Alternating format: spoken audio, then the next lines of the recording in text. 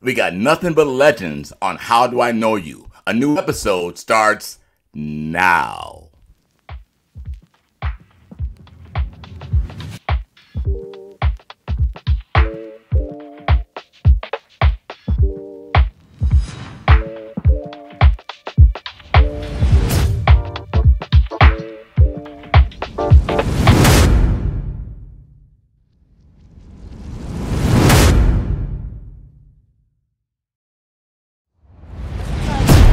Back there. Are you going north? Because I could give you a ride. I don't trust no lifts or boobers. Oh, I'm not a Lyft. I mean, I drive for Lyft, but not right now.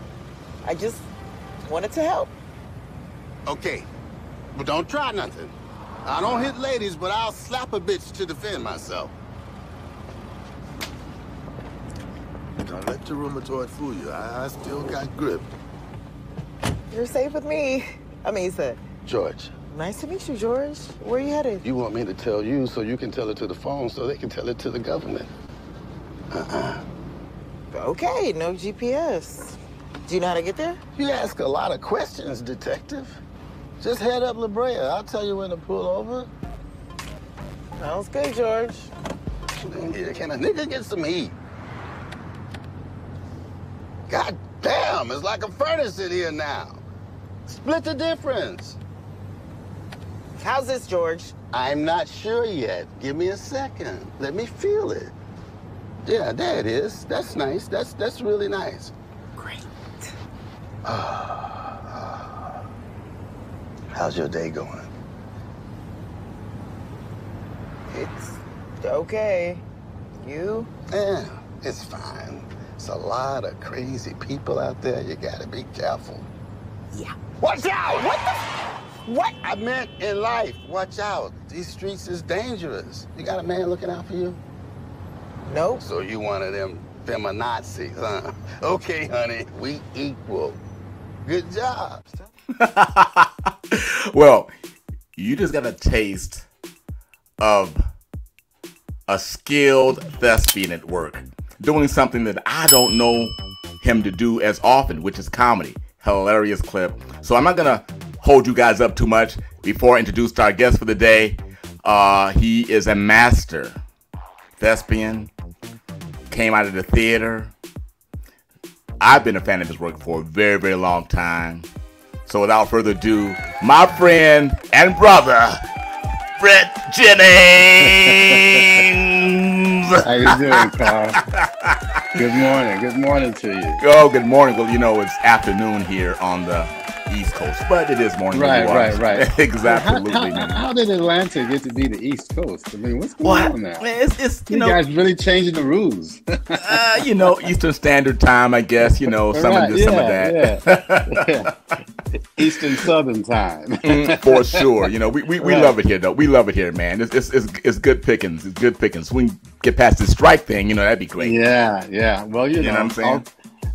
This too shall pass, right? It always does. It always does. Get out of this, right? Yeah. It always does. So, as is customary with this show, I always ask people, how do I know you? Now, in your case, it's a little different, but from your perspective, tell me, how do I know you? Wow. That's a really tricky question, you know, because it makes me like review my resume in my head and say, well, maybe they saw this project and they would recognize the character from a particular project. Right. So I'm looking at it in that way. A lot of people know me from Life, from the old show, you know, back in the late 90s, the movie Life with Eddie Murphy. But how do we know each other personally, though? We know each a other as thespians, you know, who have patronized each other's work over a number of years. Yes. And seen each other in different venues and watched each other grow and develop and expand and go beyond certain areas and boundaries that we may have drawn from them in our minds and say, hey, he can do more than I even thought he could do. He's doing that over there, or he's directing, or he's producing, or he's writing, you know. Right. So we've seen each other develop as artists and expand. And I've watched you for a long time. I remember a play you did with my wife here in LA. I think that may have been the first time I saw your work on stage, you know. And I've just seen you personally grow into a sort of what's the word? A impresario, I'll a take guy it. who's not just doing his work but providing work for others. So I've seen you grow in that direction. So I think that's how I know you, Carl, as a guy who is a self-motivated guy and is not dependent on the sort of the stereotypical ways of getting work in the industry, creating your own route to employment and activity, So I admire what I see you doing. Well, I appreciate you saying that, my brother, because where we met is exactly, you just talked about it. It was a Ninth Wave. Yeah, Ninth with Wave. Your wife, Juanita, who is a tour de force in her own right. Exactly. And that's where we first actually met. But yeah. I think that I knew your work. I don't know. Did Life come out after Ninth Wave? I don't remember. Well, Life was in the late 90s, like maybe 97, 98, something like that. Right. So I don't know exactly when Ninth Wave was, but I think it was a little earlier, Ninth Wave. Yeah, Ninth Wave was 99. Oh, well, around about the same time. Yeah. So I'm going to go into some of your earlier beginnings, but I have to say, since we're talking about Life and we're talking about your film work, I remember seeing you in Another 48 Hours. And that was even though it was a sequel and it's hard to top that first film, I enjoyed Another 48 Hours, and I thought you were at a pretty nice little piece in that. Yeah. You opened the film. You were like the linchpin to the criminals. As I remember, I had done a previous film with the director Walter Hill, Red Heat. Red Heat. Yeah. And Walter and I got along real well. And one day I just happened to be on the Paramount lot and stopped by his office, and we got to talking. And he had this role in Another 48 Hours. And it was a role that was real small. I mean, my agent, he asked me to do it. And I just said, okay. I didn't really know exactly what it all entailed. And my agent even said at the time, why do you want to do such a small role? Why are you doing this role? And I was like, well, it's a gig, and the director, I just worked with him on another project, he offered me work, and I got on it, and he kept writing for the part. He kept growing. Right. As we were shooting it, it turned out to be a lot more than I had expected, and a much stronger presence in the movie. So yeah, that's Another 48 Hours. That's my story there. It just kind of kept growing and growing. He kept writing for me. Yeah, that's a cool story, because it was not a small role at all. No, not at all. Not at all. It was really, really a cool piece for you. Yeah, and that's kind of my forte. Those small roles that you try to take and make them a little gem. Something special, a nice moment. So I'm kind of like one of those character actors that finds those little parts, so they find me, and I find something interesting to do with them. Hopefully, yeah.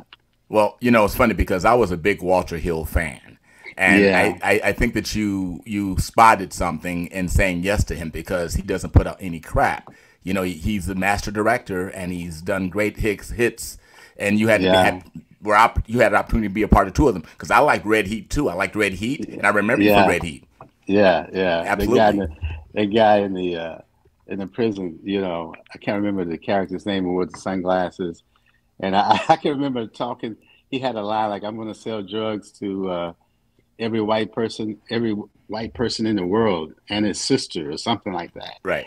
And I remember talking to Walter about it. And I'm saying, you really want me to say this? Do you really want to put this out here the way the guy would do it? Right. And he said, yeah. I said, okay, when he said, I'm going to play drugs, to sell drugs, anyway, it was nice. And I thought of the guy as like a musician, I played him like, what if Miles Davis was doing this, right. And try to have that kind of panache about it. But yeah, that was a lot of fun working on it. We shot that in Joliet State Prison in Chicago. Oh, really? Yeah, in Red Heat, which was really fun to watch the inmates interact with the cast and the crew, and just the whole process of shooting in well-renowned state prison like that Indeed. was really interesting, and seeing how different actors reacted to the inmate population. That must have been very cool and interesting, man. It really was interesting. It was really interesting, So I loved it. Yeah. let's pivot to your beginnings, the Brent Jennings beginnings. So you are from Little Rock, Arkansas. Little Rock, Arkansas. And you went to the famed and fabled Little Rock High. Central High School. Little Rock Central High School. Yes. Right. So tell me about what that was like for you post turmoil. Well, for a guy of my generation, Central High School, the integration of Central High School in 1957 was a big seminal event in my life. Even though I was not one of the Little Rock Nine, I was maybe first grade student at that time, the age of a first grade student.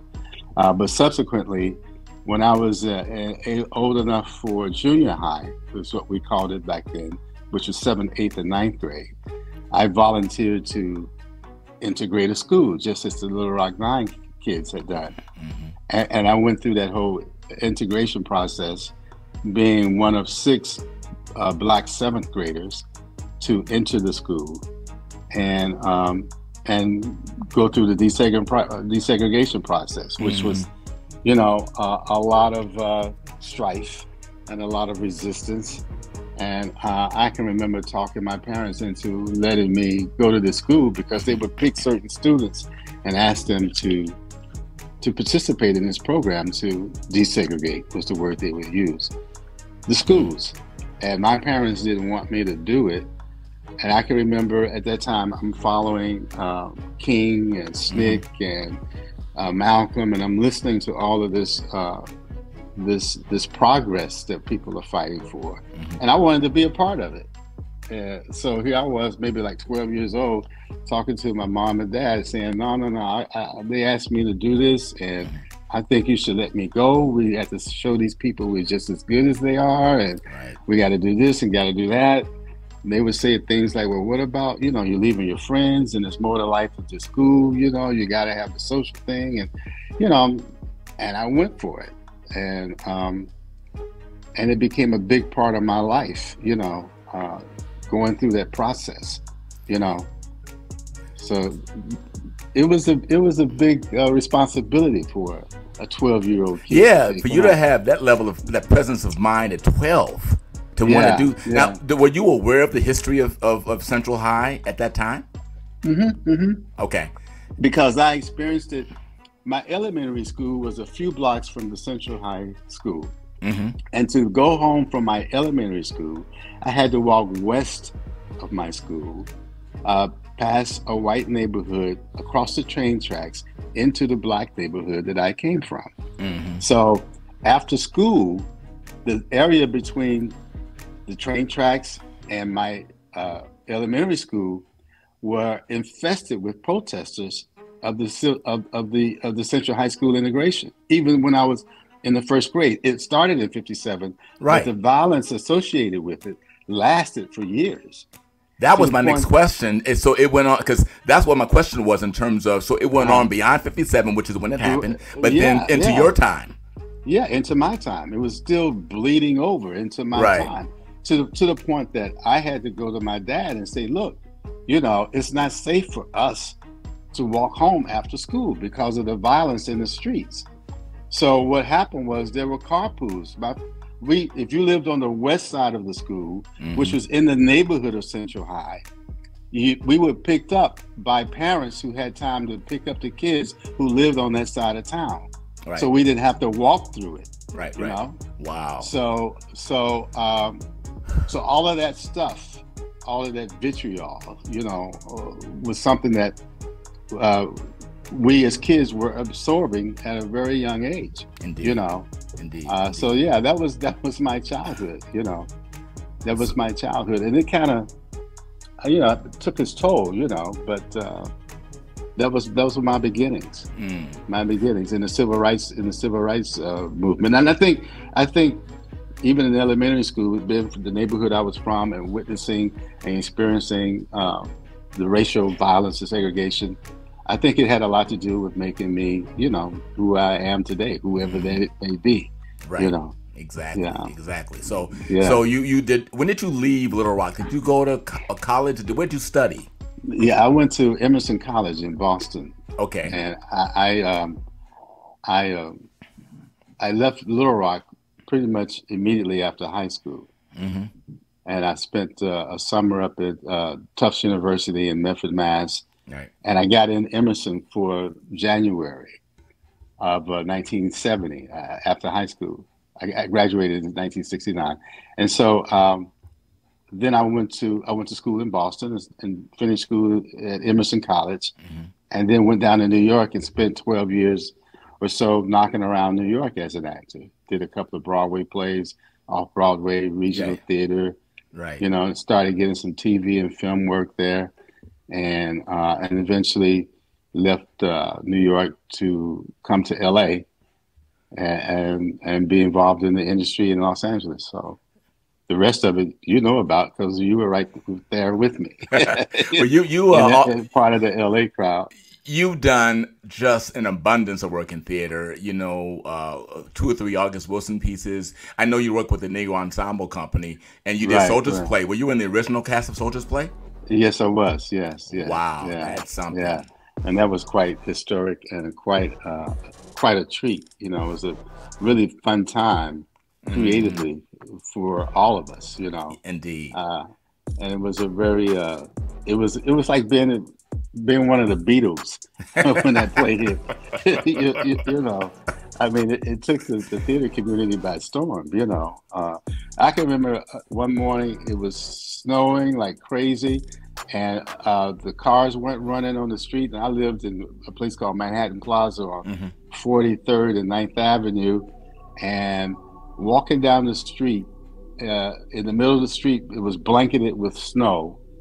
So there were no cars. So I'm walking uptown from 43rd up to 49th, where the theater was. And I'm walking in the middle of the street, fresh snow everywhere, snow banks on the sidewalks, and I'm walking up the street as the snow is falling. It's nice and quiet. It's a beautiful, beautiful evening of snow. And, before the snow has gotten dirty with the cars and, the traffic, freshly fallen snow. And you get to the theater, and on the way you said, well, I know there's not going to be anybody in the theater tonight, not with this snowstorm. It's, I don't know, they should have called the show off. And you walk into the theater, and it's packed full of people. And you realize, man, what a hit we are in. That in the middle of this snowstorm, the theater is packed, and that was the impact of that play at that time. It was kind of pre-August in terms of it came a couple of years before August hit, Yes. And he began to kind of dominate Black theater, but with his work, and I don't say that with any regrets. I mean, his contribution to the theater is unheralded. But yeah, so Soldier's Play had that kind of impact, and I still find the text to be very worthwhile and very relevant to today's issues in and outside of the Black community. Have you seen the revival? I actually saw it here in Atlanta. I saw it in Atlanta a couple of months ago. Yeah, I saw it. I saw it in New York on Broadway, and then I saw it again at the Emerson because my good friend Eugene Lee was playing Sergeant Waters. Yes. I wanted to see Eugene's rendition of that, and he did a great job. He did a great job. He made it his own, which was hard to do because he and the late Adolph Caesar were very close. Right. And to take that role, and make it his own was quite a feat on his part. Yeah. And before I move on from the Soldier's Play experience, Adolph Caesar. Yes, legend. I'm going to single him out. What can you remember what it was like to work with him and what the energy was working with him? Because he's just a master. I love our Adolph Caesar. Well, being with Adolph at that time was being with a guy whose time had come. Mm-hmm. He had done his service, his penance, if I may use, I don't know if that word really applies, but his he'd been around a long time as an actor. He was in his late 40s, I would say, around that time. And he was making a great living as a voice actor, but he hadn't made a breakthrough on the New York stage that he had been hoping for years, you know. So he had been around a long time, had done a lot of good work in theater, but never really reached the prominence that the role of Sergeant Waters brought him to until that time. So it was nice to watch this man that you knew from the New York scene, who was immensely talented, who was what they considered hard to cast, probably, you know, at that time. You know, he was a fair-skinned guy. He wasn't physically imposing, but he had this voice that sounded like he was 8 feet tall, you know, and he could do anything he wanted to with it. He told me when he was a kid, you know, like 7, 8, 9 years old, he had a prominent voice like that. And girls used to call him on the phone just to hear him talk. And they'd hang up. They just wanted to say something. So they, you know, so he was always the voice, you know. And he finally like had what every actor dreams of, was that vehicle that comes along that embraces every strength that they have, you know, in their arsenal. And he was a man of immense intelligence. Like they say about basketball players, they have great basketball sense, basketball intelligence. You know, you've heard announcers use that. He had an intellect for the theater and the craft of acting, and how to use language that was unparalleled. You know, because he had spent a lot of time teaching himself what he needed to know. Right. You know, and he was very diligent about that. So, I mean, it was just great to watch a man at the top of his craft, you know, at the peak of his craft, get an opportunity to show that. And it opened up doors in Hollywood. And, you know, of course, you know, the nominations and stuff that he got, you know. Yeah. And his time had come. And it was just good to see that and be a part of that. Indeed. A witness, a witness to it more so than a part. Well, a part. We were in the play together. And, you know, he would come to my house sometimes and we would work on stuff, you know. So he was generous like that, you know. That's a great time. That's a great time, man. That's a great time to be a part of. And I'm, you know, really happy because, you know, I know you're not on social media a lot, but Robert Hooks is pretty active on Facebook. Right, and he's always posting these theater memories, theater this, theater that, and a lot of it is NBC stuff.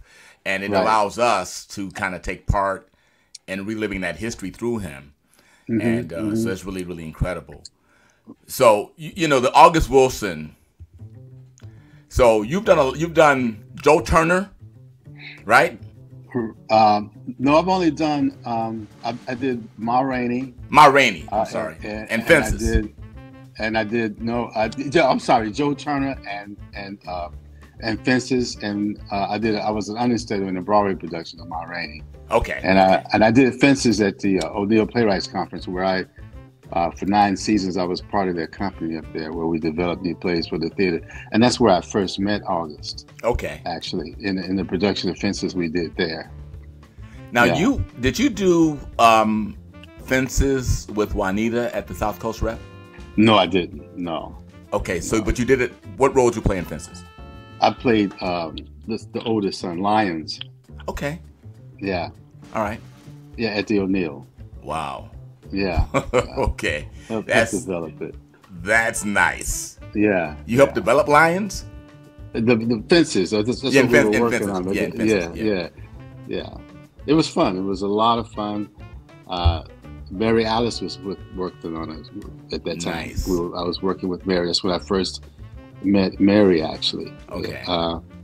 But yeah, and I worked also that summer on a play that Philip Hayes Dean wrote called The Last American Dixieland Band, which never made it to a production anywhere, sadly enough. Right. You know, very interesting play. So let me just take a bit of a detour here. Okay. So I have to tell you that I have a huge amount of respect for artists who are married who stay together. I have a lot of respect for anybody that stays together. Yeah. But in this industry, you know how hard it is to keep a marriage going for 30 plus years. And you and Juanita have just done it in a way that is just incredible. What would you attribute your secret? And now it won't be because you're going to tell me. What would be your secret to maintaining a marriage in this business? What are your thoughts on that? Man, we struggle all the time with it. You know, it's you just get committed to the struggle. Right. You know, it's not going to be easy, and you just get committed to not walking away. I mean, so, and then we had our kids, you know, that we were raising. How many kids? How many kids do you have? We have 2 sons, Derek and Aaron. I thought so. And we were both, even though we might be having our own personal difficulties within our own personal relationship, we were committed to them, to making sure that we were able to give them the best of what we had for them. Aaron is now acting, and that's Derek that just came up. He's producing and writing, and they're both off to a good start, you know. So that was always our priority. And, you know, sometimes, you know, it gets down to where am I going to go? Right. Yeah, exactly. Right. You know, the grass is green on the other side, but where is it really, you know? Everything is a struggle. And I guess we were just committed to the struggle. I'm not saying it's been easy, you know, because we're both very dominant personalities, being artists. You know, we're not, you know, placid and laid back. So it was kind of a firestorm sometimes for our kids, you know. Right.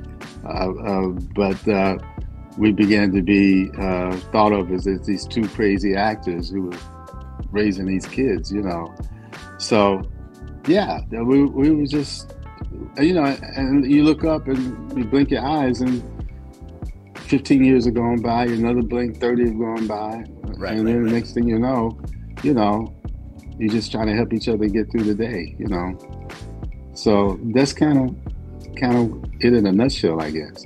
Well, you know, it's funny. Profound reasons, you know, but you know, it's a merry-go-round. You know what I mean? It's a roller coaster. Is what it is. It's a roller coaster, not even a Ferris wheel.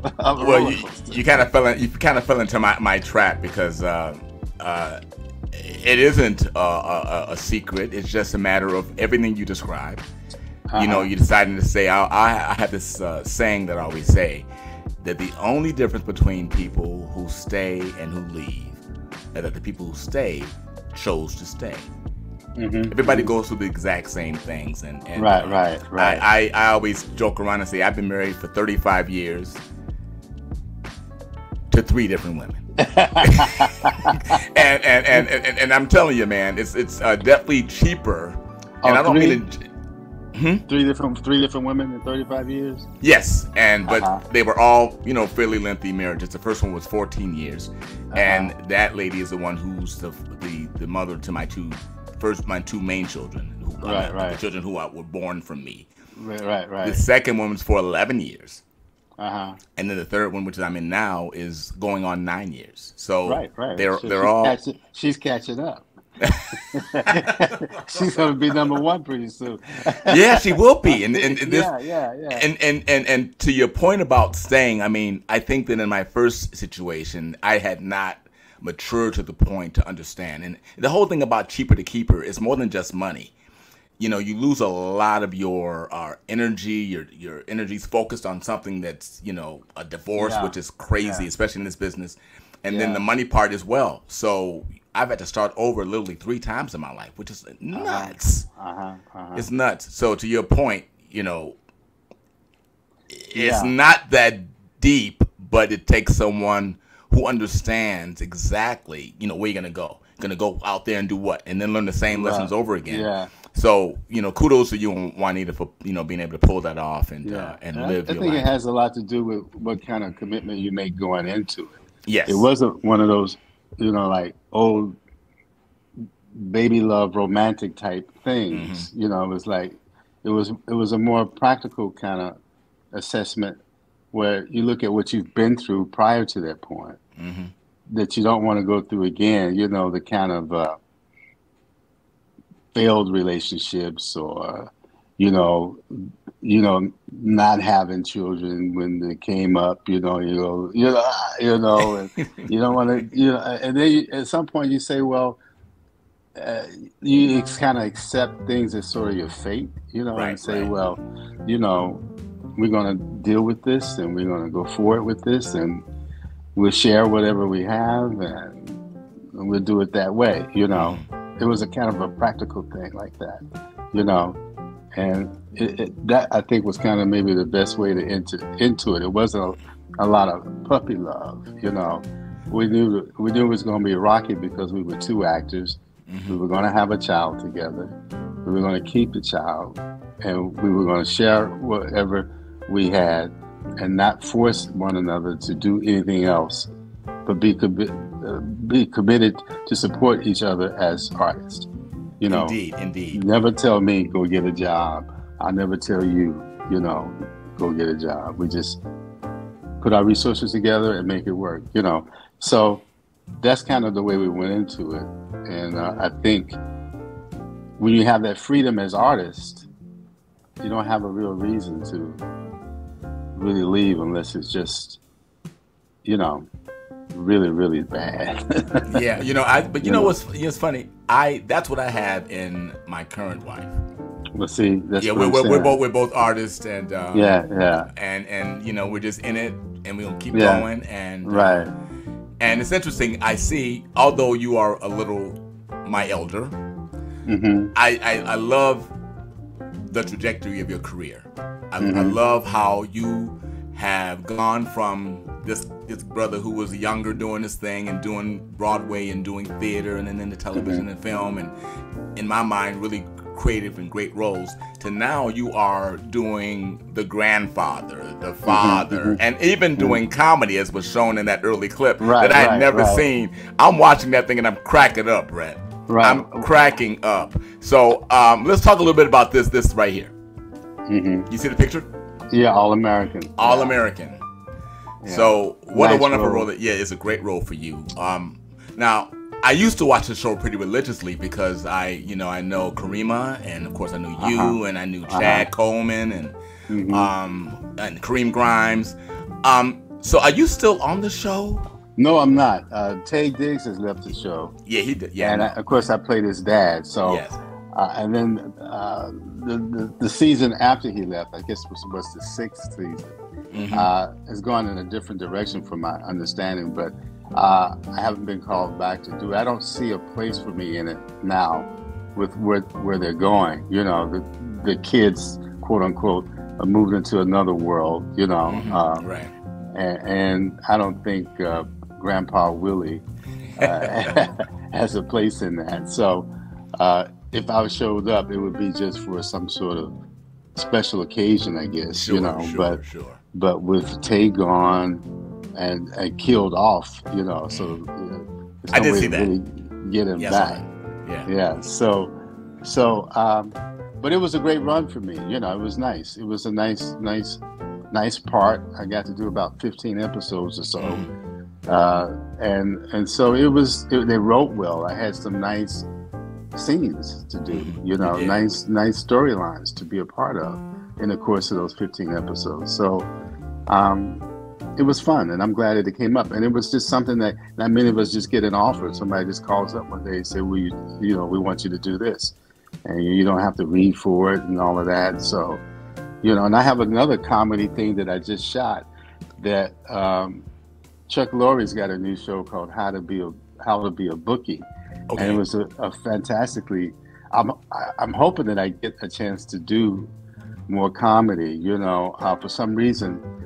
I know I have a comedic face, but I've never been able to You know, I mean, I think Pop and Bob kind of showed that in how in life, but I've never been able to really take advantage of it. Um, um, but he's has a show called How to Be a Bookie, and I play a character named Frank, who is the love interest of Anisha Walker's character. Okay. And they did 8 episodes. I did 2 of them, but they are bringing the character back for the second season. If we can ever get through this strike, we can get that first season up, and maybe maybe I'll be a part of that show a little bit more so in the second season, which we have talked about. So, I get to do some comedy there, because this guy Frank is a really funny guy. I mean, you're hilarious, man. I mean, but I think you know this by being the craftsman that you are, that comedy, of course, is about kind of a different beat, but ultimately it's about the truth anyway. So it's the truth. So you tell the truth and you come from that truthful place in that situation, you're going to be funny. And which is what we saw in that piece with Issa Rae in the car. Right. I had no idea that piece would be. My manager was telling me that casting directors were referring each other to that show, to that episode, that they were actually calling her up and talking about it, And I had no idea that it would be received that way, because I wasn't necessarily playing it for laughs, but I knew it was a comedy show I was on, right. So I could kind of be fearless in a way, and they let me improvise and just say whatever came off the top of my head, So it turned out to be a real fun to shoot, and it had great results, and I was really, really happy with it. And so, wow, maybe I can get, in my old age, I can be that irascible, curmudgeon old guy who's like, got a heart of gold somewhere buried under all that other rough stuff. Yeah. And you certainly nailed that character type very well. Even in All American, which is not comedic, you still have that quality that you're describing here. Absolutely. Right. Yeah. So that's why I like that role as well. The same thing. So. Okay. Last thing before I get to loose, man. I want to talk to you about these kids. Okay. And these kids getting into business. My oldest 2 are both also in the business. I think that one of them met my oldest daughter, Corinne, met one of your sons. Juanita told me. Was it Derek? She was the one who was at Spotify? Yes. Yeah. They met because Derek ended up at Spotify. Okay. For a couple years as well. Okay. Yeah. So they developed a working relationship. Yeah. Yeah, and she's moved on. She just got married. And she's over at the Obama's company. Derek keeps me up to date with her. I know more about what she's been doing than as much as I know about you, I should say. Yeah, so I just think it's interesting. Thinks a lot of her. My son thinks a lot of your daughter as a professional. Yes. She's doing her thing, and so my question to you though, and how did you feel about your children in the industry? And I know that Aaron was on Grand Crew. Yes. Right. Funny show. Right. And A League of Their Own, they had a recurring on that on the Amazon. Is that right? So. Oh, okay. I haven't seen that. I need to go, but I wanted to watch it when I saw it. I just haven't gotten around to it. Yeah. But he has a recurring on that. Yeah, he did the first 4 episodes. Okay. Right. And I think they may have him back. I don't know. Yeah. So how do you feel about your children jumping in there like that? Oh man, I love what I do, and I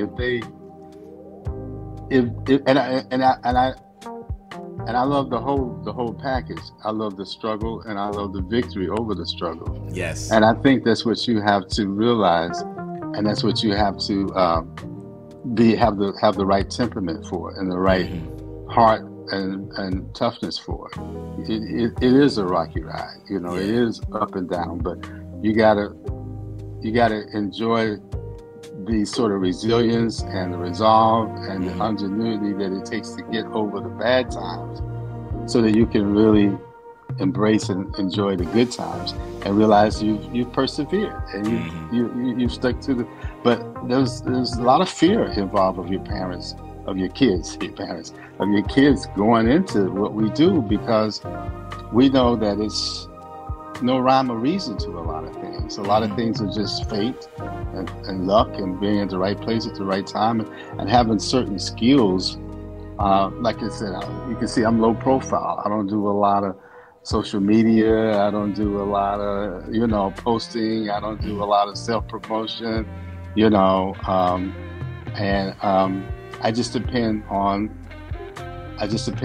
my faith, and God and hard work, and I never have been really all that ambitious, to tell the truth. If I have enough in my bank account and I don't have to worry about what I'm going to eat or a roof over my head, I'm cool. I can do what I want to do with my day, and